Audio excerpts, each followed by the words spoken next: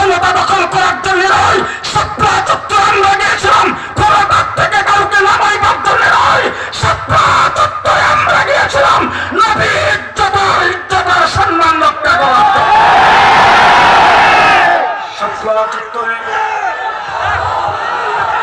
নারে তাকবীর, নারে তাকবীর, রাসূলের দুশমনেরা বদরের হাতিয়ার, বদরের হাতিয়ার, নাস্তিকদের আসসালাম, নারে তাকবীর। শাপলা চত্বরের আন্দোলনের সংগ্রাম ছিল আল্লাহর নবীর ইজ্জত রক্ষার জন্য, আল্লাহ পাকের বক্তব্য বর্ণনা করার জন্য। আমরা সেখানে আত্মদাপন করেছিলাম, নামাজ পড়েছি, জিকির করেছি, মোনাজাত করেছি, কান্নাকাটি করেছি। সেই জায়গায় কোনো অনৈতিক কার্যক্রমে লিপ্ত ছিলাম না। আমরা সেখানে আল্লাহর ওলিদের জামাত সেখানে হাজির হয়েছিল। পাখির মতো গুলি করে যারা শাপলা চত্বরে আলেম ওলামাকে হত্যা করেছে, তাদেরকে মাটির নিচ থেকে ধরে হলেও ফাঁসির কাস্তে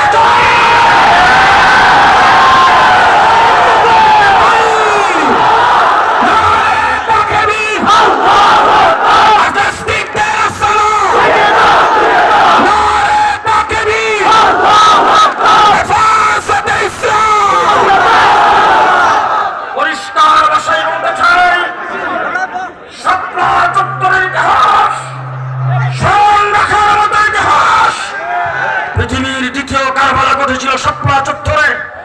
আজকে অন্তর্বর্তীকালীন সরকার ক্ষমতায়, পরিষ্কার বলবো ছাত্র আন্দোলন করেছেন, ছাত্রদের আন্দোলন সরকারের পতন হয়েছে। খুব ভালো করে মনে রাখবেন, খুব ভালো করে মনে রাখবেন, 6ষ্ঠ হিজরিতে আল্লাহর নবী সূরা হুদাইবিয়া করেছেন। সেখানে যাইয়া রাসূল সাল্লাল্লাহু আলাইহি ওয়াসাল্লাম 10টা শর্তে সমঝোতা করে উমরা না করে সেখান থেকে এসেছেন। কিন্তু কোরআনের আয়াত নাযিল হয়েছে, ইন্না ফাতাহনা লাকা ফাতহাম মুবিনা। 6ষ্ঠ হিজরিতে সূরা হয়েছে, ফতহ কিন্তু হয় নাই। কিন্তু আল্লাহ ঘোষণা করেছেন ফতহে মুবিনের কথা। পরিষ্কার ভাষায় ছাত্র জনতাকে বলতে চাই, 2013 সালে শাপলা চত্বরে আলেম ওলামায়ে কেরামের রক্তে স্বাধীনতার ঘোষণা হয়েছে। সেখানে ফতহের ঘোষণা হয়েছে, বিজয় অর্জন হয়েছে 2024 সালে। আমরা শাপলা চত্বরে ছিলাম, সেখান থেকে আমাদের উপর হুলিয়া জারি হয়েছে। আল্লামা বাবুনগরী সাহেব তাকরা নওজোয়ান মানুষ, তাকে অ্যারেস্ট করে রিমান্ডে নেওয়া হয়েছে। তিনি সেখান থেকে হুইল চেয়ারে বের হয়েছেন, জীবনী কোনোদিন সোজা হয়ে দাঁড়াতে পারে নাই। 2021 সালে যেই মোদি বাবরি মসজিদকে ভেঙে চুরমার করে দিয়েছেন, যেই কসাই মোদি গুজরাটের মুসলমানদেরকে কচু কাটা করেছেন, ট্রেনের মধ্যে আগুন দিয়ে মেরেছেন, যেই মোদি কাশ্মীরের মুসলমানদের রক্ত নিয়ে খেলা করেছেন, আমরা বলেছিলাম আমরা স্বাধীনতা বিরোধী নই, আমরা উদযাপনের বিরোধী নই, রজত জয়ন্তী উদযাপনের বিরোধী নই, 50 বর্ষ পালনের বিরোধী নই। আমরা বলেছিলাম পৃথিবীর সমস্ত রাষ্ট্রপ্রধানদেরকে দমক দেন, কোন আপত্তি নাই, কিন্তু কসাই মোদি বাংলায় পালা দিতে পারবে না। আজকে প্রমাণিত হয়েছে, আজকে প্রমাণিত হয়েছে মোদি বাংলাদেশের বন্ধু নয়। আজকে প্রমাণিত হয়েছে ভারত বাংলাদেশের বন্ধু নয়। যদি ভারত বাংলাদেশের বন্ধু হতো, সেই শেখ হাসিনা লন্ডনে আশ্রয়ের জন্য চেয়েছে, লন্ডন থেকে আশ্রয় দেয় নাই, ব্রিটেন আশ্রয় দেয় নাই, ইউরোপের কোন রাষ্ট্র দেয় নাই, আমেরিকা থেকে আশ্রয় দেয় নাই। যেই মোদি, যেই ভারত শেখ হাসিনার মতো একটি বিশেষ জালেম লুটেরা সরকারকে, যার হাত বাংলাদেশের পিলহানার রক্তে ভিজা, যার হাত শাপলা চত্বরের রক্তে ভিজা, তাকে যে আশ্রয় দিয়েছে, সে বাংলাদেশের বন্ধু হতে পারে না।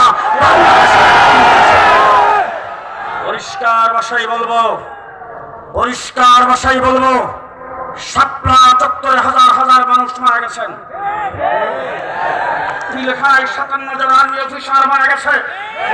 2021 সালে আমার 21 ভাই শাহাদাত বরণ করেছে। 1.5 মাস রিমান্ডে ছিলাম, 2 বছর কারাগারে ছিলাম। মাওলানা মামুনুল হক 3 বছর পরে বের হয়েছে। হাজার হাজার ওলামায়ে কেরামকে জেলখানার ভিতরে ঢোকানো হয়েছে। আল্লামা বুদুপুরি দামাত বারাকাতুহু তার 4টা সন্তানকে জেলখানার ভিতরে বলে নির্যাতন করেছেন। ওনার উপর টর্চার ইনকাম করা হয় নাই, রাস্তায় ওনার উপর আক্রমণ করা হয়েছে, উনি রক্তাক্ত অবস্থায় হাসপাতালে এসেছেন, এরপরও কোনোদিনও মাথা মতো করি নাই। আল্লাহ মাহমুদপুরের পীর সাহেব তার 4 সন্তান জেলের ভিতরে থাকা অবস্থায় মাথা মতো করে নাই। ভালো করে টুঙ্গাই মুতারাজা মনে রাখবেন, ওই অবস্থায় যারা চাটুকারের ভূমিকা পালন করেছেন, যারা পেশা বিক্রি হয়েছে, যারা চাটুকারিতা করেছে, সরকার প্রশাসনের পা যারা চাচ্ছে তাদেরকে চিহ্নিত করে রাখতে হবে। বাংলাদেশে নতুন সূর্যোদিত হয়েছে।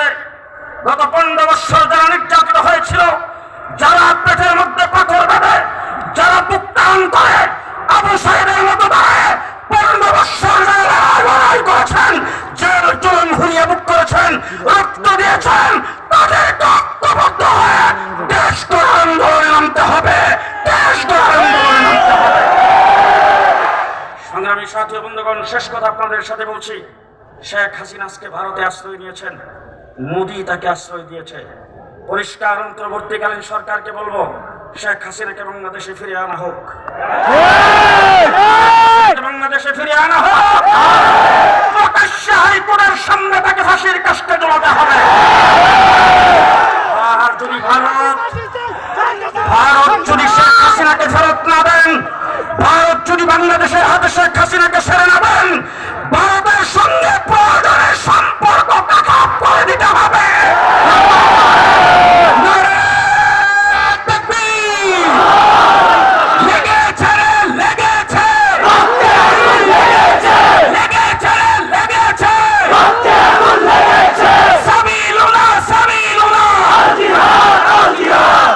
ধন্যবাদ জানাই কওমি মাদ্রাসার ছাত্রদেরকে। স্কুল কলেজ ইউনিভার্সিটির ছাত্ররা বৈষম্য বিরোধী আন্দোলন করেছেন, সেই আন্দোলনের সাথে কাঁধে কাঁধ মিলে আপনারা মাঠে ছিলেন। শুধু তাই নয়, যারা নিহত হয়েছেন, শাহাদত বরণ করেছেন, তাদের মধ্যে ৭৩ জন কওমি মাদ্রাসার ছাত্র নিহত হয়েছে। যখন শেখ হাসিনা ভেগে চলে গেছেন, পুলিশ বাহিনী যখন অব্যাহতি নিয়েছেন, যখন কাজে যোগদান করেন নাই, রুট গার্ড পাহারা দিয়েছে, স্কুল কলেজ ইউনিভার্সিটির ছাত্ররা, আমার মাদ্রাসার ছাত্ররা তাদের কাঁধে কাঁধ মিলে রাত্রদিন 24 ঘন্টা ছিল। রাস্তাঘাটে পুলিশের দায়িত্ব আপনারা পালন করেছেন। এই দেশে সংখ্যালঘুদের উপর নির্যাতন, সেই দোয়া তুলে বাংলাদেশে একটি অরাজক পরিস্থিতি সৃষ্টি করতে চেয়েছিল।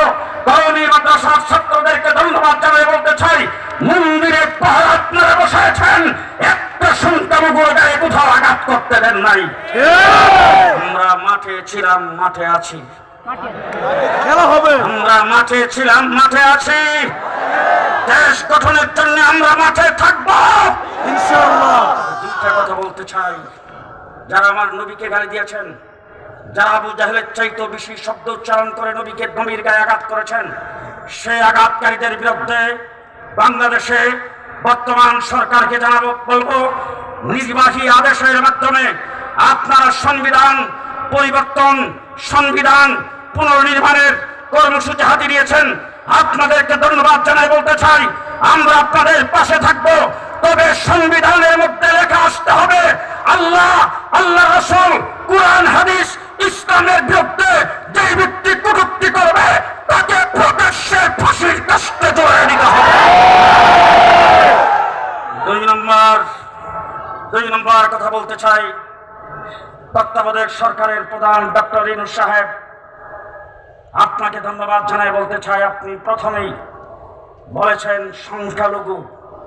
এই সংখ্যালঘুদের নাম উচ্চারণ করতে গিয়ে আপনি বলেছেন হিন্দু, বৌদ্ধ, খ্রিস্টান, আহমদিয়া।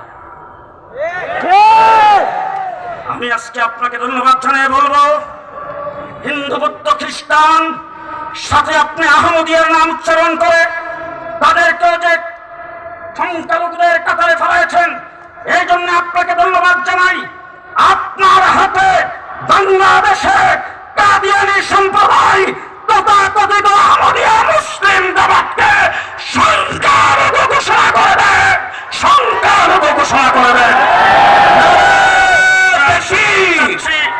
আমরা সেটাই চাচ্ছি। হিন্দু এই দেশে যেইভাবে বসবাস করে, বুদ্ধিশালী ভাবে এই দেশে যেইভাবে বসবাস করে, খ্রিস্টান এই দেশে যেভাবে বসবাস করে, কাদিয়ানীরাও এই দেশে হিন্দু বৌদ্ধ খ্রিস্টানের মতো বসবাস করবে। আহমদিয়া মুসলিম জামাত তাদের নাম ব্যবহার করতে পারবে না।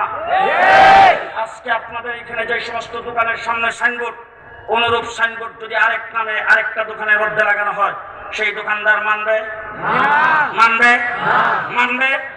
আপনাদের এখানে যে স্কুলের নামে যদি আরেকটা স্কুল আরেক জায়গায় হয়, ওই স্কুলওয়ালারা মানবে? পরিষ্কার ভাষায় বলতে চাই, লা ইলাহা ইল্লাল্লাহ মুহাম্মাদুর রাসূলুল্লাহ, এটা আমি মুসলমান হিসাবে আমার ট্রেডমার্ক, আমার ট্রেড লাইসেন্স।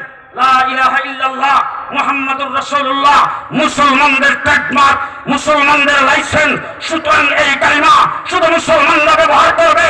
আহমদিয়া মুসলিম জামাত, তথাকথিত আহমদিয়া মুসলিম জামাত কাদিয়ানীদের আস্তানার সামনে লা ইলাহা ইল্লাল্লাহ সাইনবোর্ড থাকতে পারবে না। পরিষ্কার ভাষায় বলতে চাই, ডক্টর ইউনূস সাহেব, আপনি যে সংখ্যালঘু বলেছেন, আমরা সেই দাবিটাই করছি। মেহেরবানি করে আপনার কথা আপনি বাস্তবায়ন করেন। ধন্যবাদ সবাইকে। নাসরুম মিনাল্লাহ, ফাতহুন করিম, ওয়া বাশশিরিল মুমিনিন। আসসালামু আলাইকুম।